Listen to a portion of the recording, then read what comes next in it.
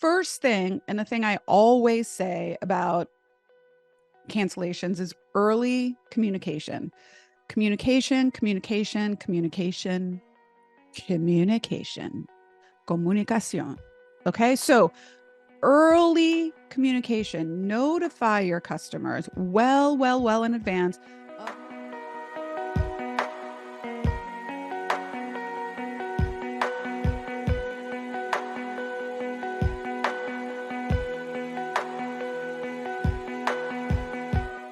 Hey there, everyone. Welcome back to another episode of the Female Empowered Podcast. I'm your host, Krista Gurka, and it is Thanksgiving week. How about that? How close are we till the end of the year? And I don't know about you, I feel like this year went by pretty fast. So, being Thanksgiving week and all, it made me start thinking about the holidays. And what we've been seeing a lot is an uptick in cancellations, which happens during the holidays specifically. So I wanted to take a moment during this holiday week to talk about how we can prevent and maybe even eliminate late cancellations during holidays, which is what's going to be coming up in the next 4 weeks. So it's really crucial for small service-based businesses specifically to maintain steady cash flow and keep your customers consistent, because these late cancellations with spots that you can't fill can be a significant decrease in revenue annually. And these are also things that you can do throughout the year, but specifically around the holiday season, so that you know how much staff you need to keep on hand and how many appointments you need to offer, and what your availability is, basically also to allow your team to have vacation during these holiday times. So the number one thing, I'm going to basically go through about 15 different things that we have used in the business at Pilates in the Grove, things we've recommended and seen other people implement. And so we're going to go through about 15, and hopefully at least one of these will resonate with you, or two or three. And I'd love to see if implementing them for you actually works to decrease your cancellation. So the first thing, and the thing I always say about cancellations, is early communication. Communication, communication, communication, communication, comunicación. Okay, so early communication, notify your customers well in advance of your holiday schedules, and ask them to really be cooperative in sticking to appointments or rescheduling in a timely manner. So if you are a business like ours at Pilates in the Grove, where we schedule out well in advance, so we have pretty much our entire schedule booked through the rest of December with standing appointments. We send out reminders. We have a notice posted in the physical locations, in not only at the front desk, but within the bathrooms. They go out with text reminders. They are on social media. Everything about, remember, if you're going to be traveling through the holidays, please call ahead of time to cancel your appointments or reschedule them in a timely manner to avoid cancellation fees. So we are very communicative with our clients so that no one gets left in the lurch at the last minute. The other thing that we will do for them is allow flexible rescheduling. So in other words, if a client can reschedule in the same day, they do not get charged a cancellation fee, even if it's with another clinician. So say Jane has a 10 a.m. appointment, but she has to go to her kids' holiday bazaar or show at school, and so she can't make her 10 a.m. But if she can reschedule that for 4 p.m., even if it's with a different clinician, we will not charge her. And hence, we don't lose the revenue. And that is one of the things. So for those of you thinking, well, isn't that one clinician upset?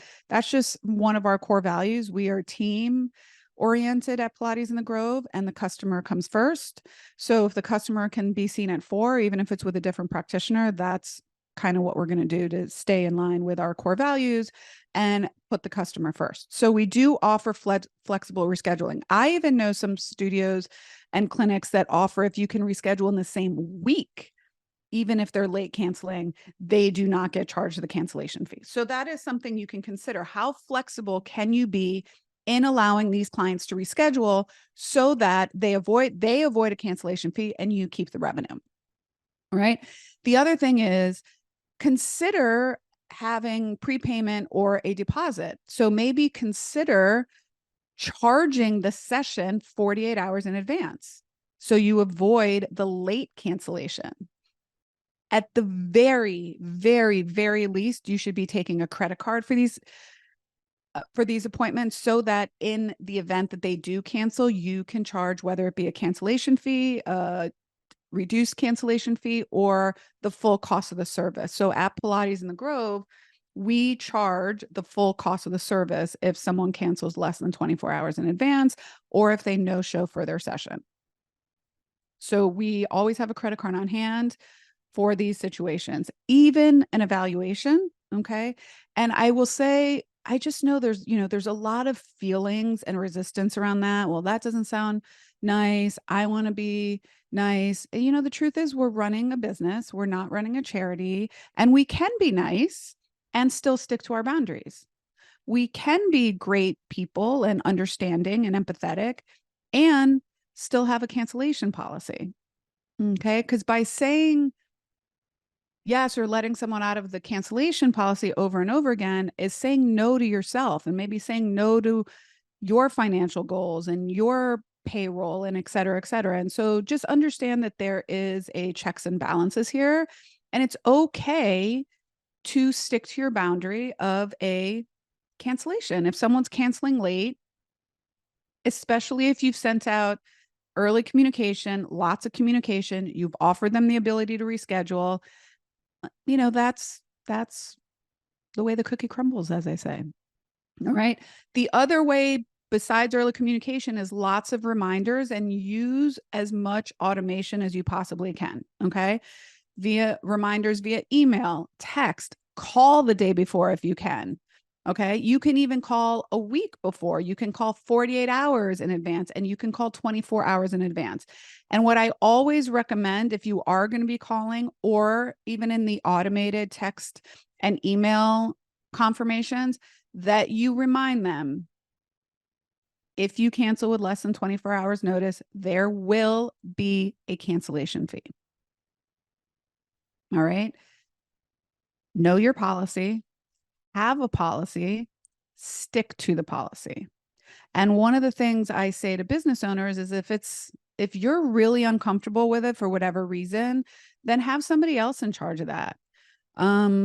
Maybe an administrator, maybe an assistant, maybe you have, a pseudo billing person that is named Jake, that's really you behind the email or the text saying, I understand the cancellation policy. It's tough. I really understand that. I hope you understand that this is our policy and this is why. All right. So reminders, lots of reminders, and don't be afraid to over spam them. Okay. If they're like, oh, I get a lot of reminders, we're like, yeah, we get a lot of cancellations. That's why we're constantly reminding people. Okay. So the other thing is, make sure that you clearly communicate that when they book the appointment. Just make sure to tell them, okay, we have a 24-hour cancellation policy. If you need to reschedule, we'd be happy to do that. Please let us know and how they should let you know: text, phone call, email, whatever that may be, at least 24 hours in advance, so that we can reschedule you without a cancellation fee. The other thing is, how is the person that is handling the phone calls or text or emails, how are they really trying to entice these customers to find a way to reschedule rather than cancel?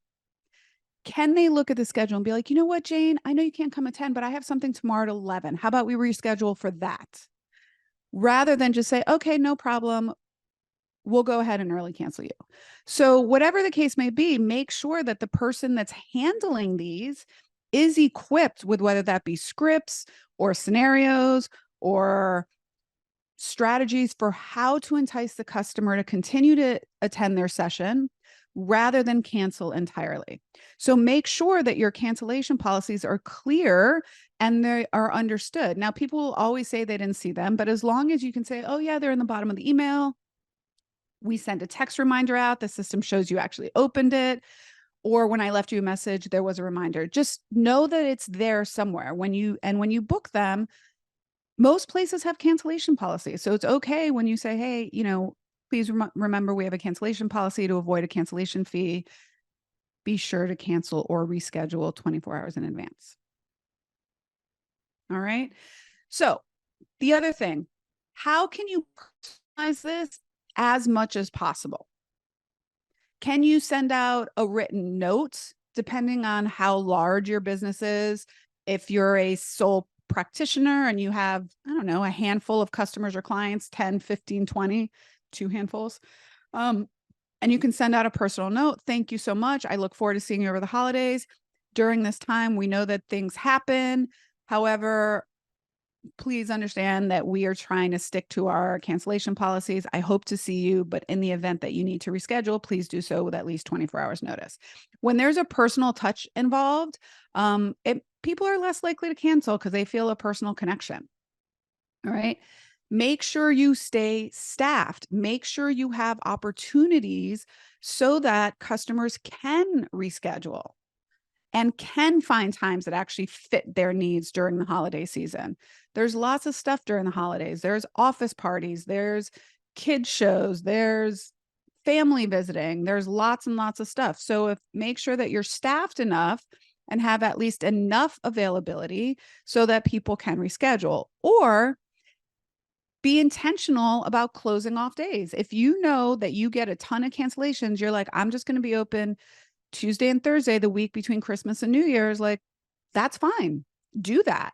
And then create a really strong wait list so that if someone does need to cancel, you can quickly fill that slot. So be intentional. Either have a lot of staff so you can have a bunch of appointments, or have minimal staff so you can have a strong wait list. Another thing you can do that we've done previously before is offer off-peak discounts. So in other words, if people are willing to book during off times, maybe early morning or middle of the afternoon, can they get a discount on booking a session between 2 and 5? They're less likely to cancel if they get a discount. When clients do cancel, be sure to ask them what the reason is. Are they sick? Did they forget? Did they get stuck in a meeting? What's the problem? So that you have insight into these reasons so that for the future, you can maybe mitigate these or plan for these ahead of time. So the more feedback you have, the more you can set up guardrails and parameters around that. And maybe you can try to come up with situations where maybe if people are canceling because their kids at home, maybe you could say from 10 to 12 are going to be times where people can bring their kids to the studio or the clinic. All right. What is your weather policy going to be? Now, again, in Florida and Miami, we're lucky enough not to have this situation, but in a lot of areas, winter can be challenging. And so what policies do you have in place for bad weather? Can you go online and do virtual services? Can you teach a class online? Can you do virtual or telehealth therapy? What kind of, what do they call it? Contingency plans can you have if bad weather ensues, right? Again, setting clear expectations so they know, and then post it on social media. If you're active on social media and then people are on your social media, look, be open and honest and upfront and saying things like, yep, please know that we are going to be really strict with our cancellation policy. And what are we going to, how are we going to do that? This is how we're going to do that. So that is one of the things that we definitely want to put out there on social media so that people know and people understand. All right. So these are the ways that people can really be prepared for when you do come back and say, yeah, we're going to have to implement that cancellation policy. And, here's why. Now, most people are like, oh, I hate having that conversation. I know. I hate having that conversation too. But the truth is, enforcing a cancellation policy has significant impacts on your bottom line. I mean, some businesses can lose over $15,000 annually if they don't enforce their cancellation policies. So, I also wanted to come up with some phrases, whether you can say this personally over the phone, whether you want to put this in a text or an email, ways that you can really just be open and honest about the policy. So here's an example. Okay. Thanks so much for reaching out. We truly understand life can get busy and unforeseen circumstances will arise. We do remind our clients about our cancellation policy, which helps us maintain the quality of our services and accommodate not only you, but other clients. If you have any questions or need assistance, please feel free to reach out. Also note, we will be enforcing a cancellation fee for any appointment that is not canceled prior to insert your cancellation policy, 24 hours, 48 hours, etc. Here's another one. Hi, we appreciate your understanding with our cancellation policy. It's in place to ensure fairness and efficiency for all of our clients. Please know we do value your commitment to our services, and we truly appreciate that in the future, if you need to reschedule, let us know with 24-hour notice, and we will be sure to do our best to accommodate your needs. Happy holidays. Okay, so those are just ways you can just be clear, concise, and kind. All right. Now, let me give you some real life examples of how we have worked with this in some other businesses and even in Pilates in the Grove and how that has helped. Okay. So, salons, for example, lots of salons, what they will sometimes do is require a deposit for booking. Okay. One of the salons that I used to go to, especially if it was a longer appointment, like highlights and haircut, they required like a $50 deposit. Okay. That will help ensure that clients think twice before canceling. All right. So you can use your software to require automated reminders and also require a deposit for certain type of services. Lots of doctor's offices, lots of studios, lots of physical therapy practices do have a 24 or even 48-hour cancellation policy. I have opinions about 48 hours. I think that's a lot. At the very least, I think if you're going to have a 48-hour policy, that maybe in 48 hours, it's a fee like a $50 or $60 fee. And then for 24 hours, it's the full cost of the service. But make sure that if you do have these kind of policies, that you use automated reminders. All right. Automated reminders, whether that be phone call, text, or email. Now, make sure you understand what your policy is. For Pilates in the Grove, we have a 12-hour cancellation policy for group classes and a 24-hour policy for one-on-ones or physical therapy. We encourage all of our clients to use our app so that if somebody doesn't answer the phone, for example, they can really cancel themselves. Now, if they cancel with enough time and we can fill that spot, we don't charge them. So it behooves them to make sure that they do cancel as early as possible, because there's a likelihood that even if it's within the cancellation window, if someone takes their spot, they will not get charged. All right. Restaurants also do stuff where they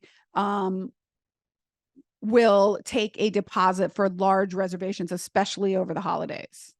Okay. So one of the things that you can also do is consider is maybe charging 24 hours in advance. So that person knows they're going to get charged 24 hours in advance. So if they do have to cancel, they're going to cancel with 48 hours in advance, which gives you enough time to fill that spot. Which is again why having a really strong wait list is really beneficial to a business. So if somebody cancels 2 days before and you have a strong wait list, the likelihood of you filling that spot is really high. So sticking to cancellation policies doesn't mean you're greedy or mean. It means that you are sticking to your boundaries and aligning with your values that you set in the first place. It also teaches your customers that the same way you value their time, they should value your time and service. Okay. It's really important to recognize that your time and the time of your employees has value.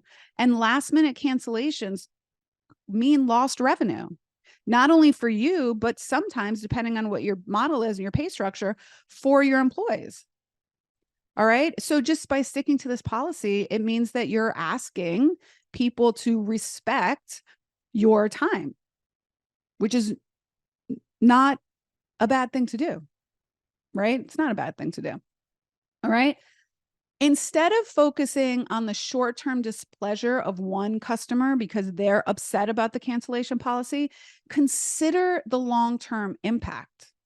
So if you frequently allow exceptions, it can just set precedent that like, oh, they're not going to, really enforce a cancellation policy. It's the same way that if you're a parent and you keep saying, oh, you're going to be grounded, but you never enforce it, your kid's going to know that you don't enforce it. And they're going to be like, I can do whatever I want. They're not going to enforce it. They just say that.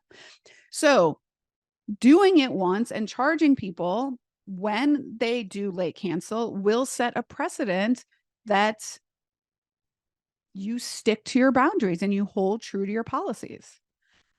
It's also, again, if you're going to stick to your policies and you're going to enforce the boundaries, make sure that you have really, really clear communication. We've said this from the beginning. Make sure that your cancellation policy is listed in their intake form. If they have to sign a policy and procedure intake, if they on their text reminders and auto emails that go out, and even verbally when they schedule the appointment. Okay. So make sure it's just very clearly communicated in a lot of ways.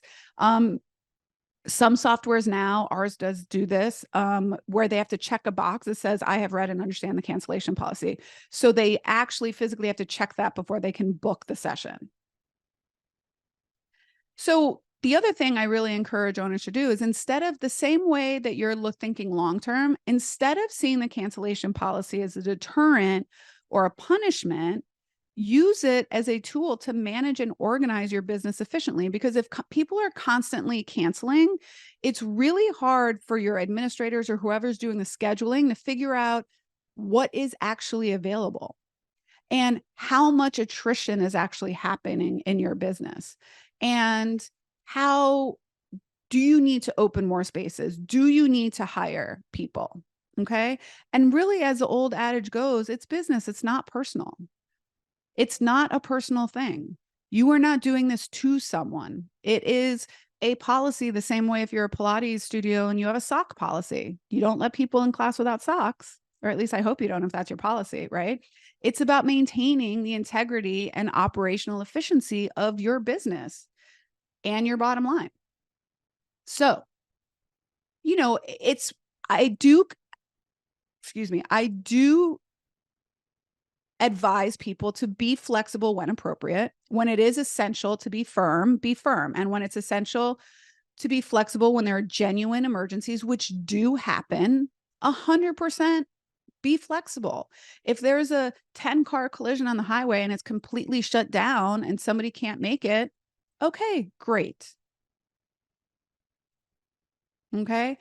You also need to really remember the ripple effect cancellations can have on your revenue, unproductive time, idle time for your staff.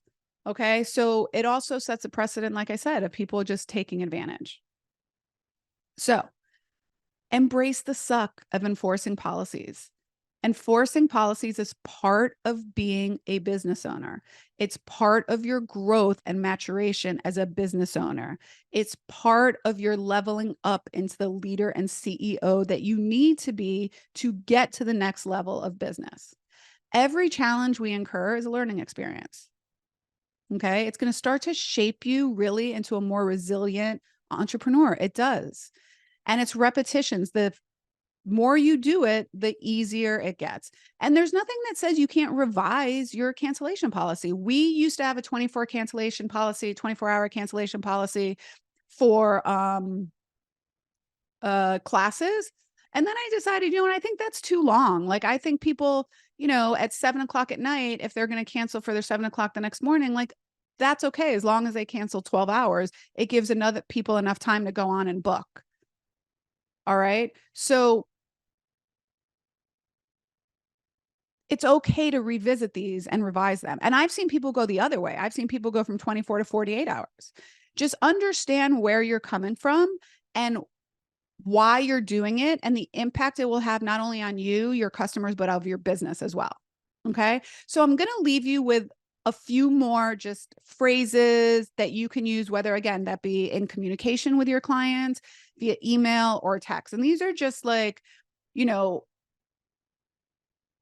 these are ways that you can, when people are reaching out, maybe upset about the cancellation policy. Okay. So here's another one. We genuinely appreciate your feedback and understand where you're coming from. Our cancellation policy exists to ensure fairness and availability for all of our clients. It is essential for us to maintain this policy consistently to provide the best possible service. We recognize that unexpected situations can arise, and while we always strive to be as accommodating as possible within our framework, we do have to charge the cancellation policy from time to time. Please feel free to discuss any exceptional circumstances you may have, and we will do our very best to assist you. All right. Here's another one.